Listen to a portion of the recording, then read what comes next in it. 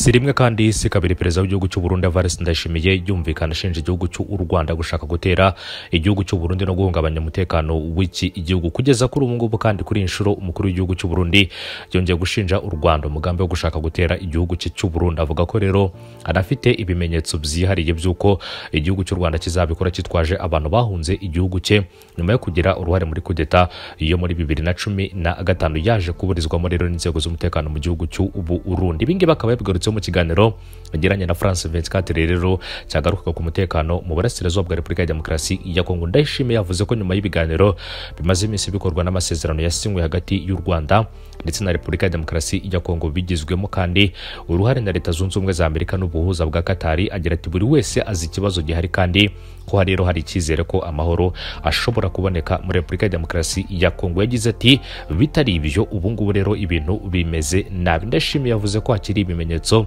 bigaragaza ko u Rwanda rushaka gutera igihugu cye nubwo rwo rukomeje kubihakana. Ikindi kandi mu magambo yagize ati dufite amakuru, tuzi gahunda y'u Rwanda kandi dufite n'ibimenyetso. Ibyo bimenyetso kandi bishingiye ku kuba rugifite abantu bagize uruhare mu mugambi wa kudeta iyo muri 2015 rurashaka kubifashisha nk'uko rwifashishije M23 muri Repubulika ya Demokarasi ya Kongo ruvuga ko ari abanyekongo. Umugambi warwo no kubifashisha ruvuga ko ari abarundi mu gihe ruzaba ari u Rwanda. Ndayishimiye yavuze ko kandi ibyo ngo bimuteye impungenge gusa ngo rero kuko intambara ishobora guhagarara muri Repubulika ya Demokarasi ya Kongo bishobora kuzagorana ku Rwanda kugira ngo rubashe gutera igihugu cy'u Burundi. Perezida kandi w'u Burundi yavuze ko u Rwanda rushaka rero kwihisha inyuma y'umutwe wa Leta Tabara, ngo rwanagize kandi uruhare mu bikorwa by'iterabwoba byibasiye u Burundi mu bihe bitandukanye, ariyo mpamvu igihugu cye gikomeje kuba maso. Yavuze ko kandi yashize igihe kinini atavugana na Perezida Kagame kuko ubwo baheruka kuvugana ngo bari mu biganiro byo gushaka amahoro muri Repubulika ya Demokarasi ya Kongo, kandi ngo icyo gihe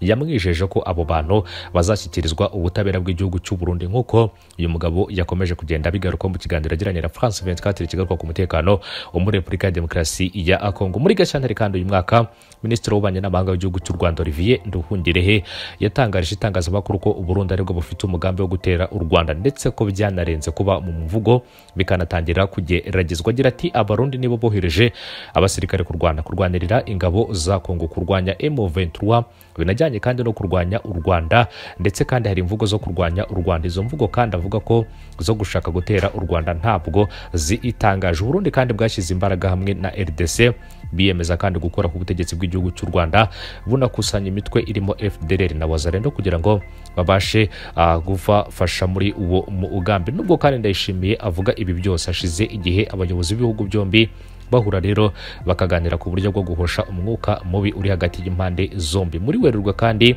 uyu mwaka Nduhungirehe yagize ati rero u Rwanda n'u Burundi biri mu nzira nziza yo guhagarika ubushyamirane ndetse no kumvikana mu gihe ibiganiro bikomeje hagati y'abayobozi bo mu bihugu byombi nk'uko u Rwanda rwakomeje kugenda rubitangaza. Abantu kandi bakekwaho kugira uruhare mu mugambi wo kudeta yo gushaka guhirika ubutegetsi bwa Perezida Pierre Nkurunziza muri 2015 u Rwanda rwakunze kuvuga ko rudashobora gutanga abo bantu kuko rero byaba binyuranye n'amategeko mpuzamahanga agenga impunzi. Rwasinye kandi amasezerano n'umuryango w'abibumbye avuga ko rero iyo wakiriye umuntu avuga ko ahunze umusubiza iwabo, cyane rero iyo Loni yamuhaye ibyangombwa ikemera ko ari impunzi. Ruvuga ko rero ngo rwohereje aba bantu rwaba rwishekana amasezerano ndetse n'amategeko rwasinye kandi nta n'ikindi gihugu gishobora kubikora nk'uko Leta y'igihugu cy'u Rwanda yabigarutse. Leta y'u Burundi kandi mu myaka yashize ashyikirije u Rwanda urutonde rw'aba bantu, ivuga ko rero gushyikiriza abantu igihugu cy'u Burundi rero ari kimwe mu bizatuma umubano w'ibihugu byombi wongera kumera neza, mu gihe u Rwanda ruvuga ko rero rudashobora kubasubiza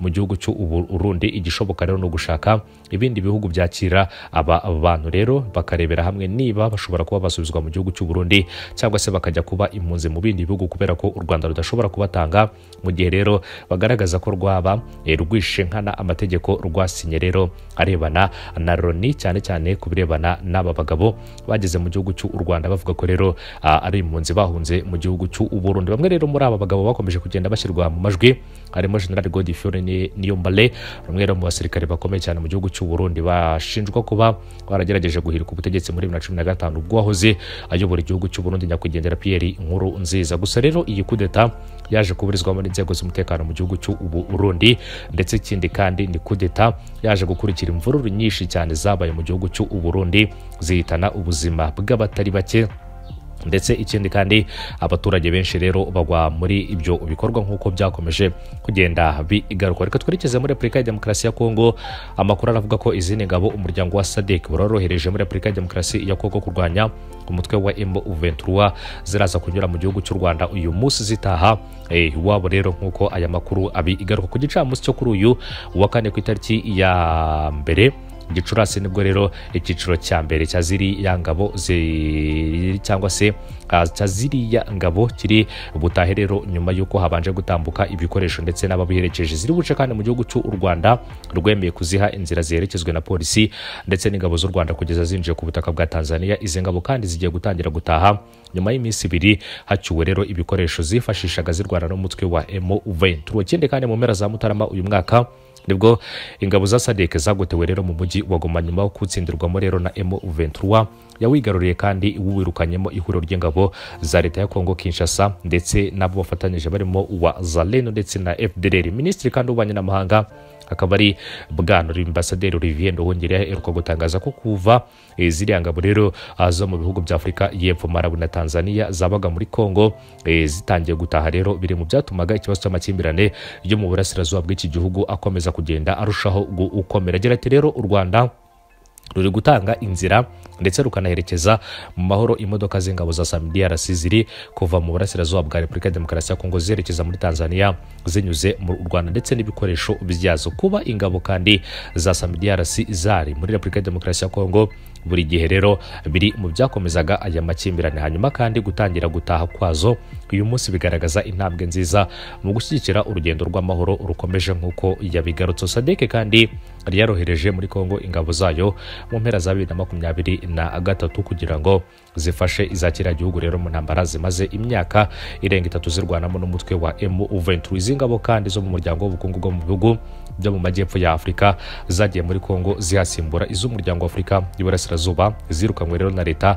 ya kiriya gihugu izihora kuba rero zaranze kurasana n'umutwe wa M23 nk'uko aya makuru akomeza kugenda abigaruka. Ibikoresho by'izi ngabo rero bikaba byaramaze gucyurwa ndetse n'abari babiherekeje. Ikindi kandi bikaba byaraciye mu minsi ishize biciye ku butaka bw'igihugu cy'u Rwanda, gusa kugeza kuri ubu ngubu rero hakaba hagomba gutaha itsinda ry'abasirikare nk'uko aya makuru akomeza kugenda abigaruka. Ibyo byose rero bikaba bikomeje mu gihe rero ibiganiro hagati y'u Rwanda ndetse Repubulika ya Demokarasi ya Kongo bikomeje, ndetse kugeza kuri ubu ngubu kandi amakuru akavuga ko umujyanama mukuru wa perezida wa Leta Zunze Ubumwe za Amerika Donald Trump ushinzwe Afurika Masad Boulos yahuriye i Doha muri Qatar n'abayobozi bahagarariye u Rwanda, Repubulika ya Demokarasi ya Kongo, Togo ndetse n'Ubufaransa. Itangazo kandi rya Minisiteri y'Ububanyi n'Amahanga ya Qatar ryo kwa 30/25 rivuga ko rero izi ntumwa zahuye nyuma y'uko abakuru b'ibihugu by'u Rwanda na Repubulika ya Demokarasi ya Kongo bahuriye i Doha ku itariki 18 Werurwe. Iryo tangazo kandi rikomeza rivuga ko ibiganiro byibanze ku gushyira imbaraga ku kibazo cy'umutekano mu burasirazuba bwa Kongo ndetse n'ibiganiro hagati ya M23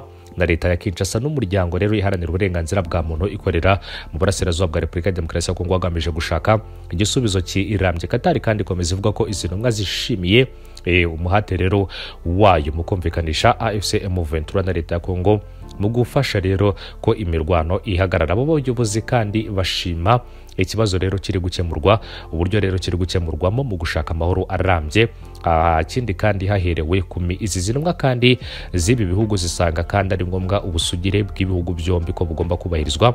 Zasabye ko kandi hakomeza intambwe yatewe n'imiryango ya SADC yase ndetse mu nama yabereye i Dar es Salaam muri Tanzania ku itariki ya 8 Gashyantare uyu umwaka. Ikindi kandi bashimye ko amasezerano yasinywe i Washington DC ku itariki ya 25 Mata 2025 bivuga ko rero azatanga umusanzu ukomeye kandi akarushaho kuzamura icyizere, guhagarika imirwano ndetse no gukemura ikibazo mu mahoro mu ntambara iri mu burasirazuba bwa Repubulika ya Demokarasi ya Kongo. Ibintu rero bisa nk'ibiri kujya mu buryo rero mu burasirazuba bwa Kongo, nubwo ibiganiro byagiye bikorwa n'abahuza batandukanye barimo rero na Qatar. Ibi byatumye kandi ingabo za SADC zarwanaga ku ruhande rwa leta ya Kongo zifata icyemezo cyo gucyura abasirikare bayo ndetse n'ibikoresho byazo nk'uko aya makuru akomeza kugenda abigaruka. Qatar rero akaba ari umuhuza hagati ya Repubulika ya Demokarasi ya Kongo, u Rwanda ndetse rero ikindi kandi bakaba bari no mu buhuza hagati rero y'umutwe wa M23 ndetse na leta ya Kongo mu kurebera hamwe uburyo ibibazo bishobora kuba byakemuka cyane cyane rero hagati y'impande zombi, yaba ku ruhande rwa Repubulika ya Demokarasi ya Kongo ndetse ikindi kandi no ku ruhande rw'umutwe wa M23, ariko by'umwihariko ibyo biganiro byose bikaba bigamije gushakira amahoro akarere nk'uko byakomeje kugenda bigarukwaho hagati y'impande zombi. Reka mbashimire, mbifuriza gukomeza kugira umunsi mwiza. Gahunda y'amakuru yacu n'akagaruka mukomeze kunogerwa n'ibiganiro byacu 5 kuri 5.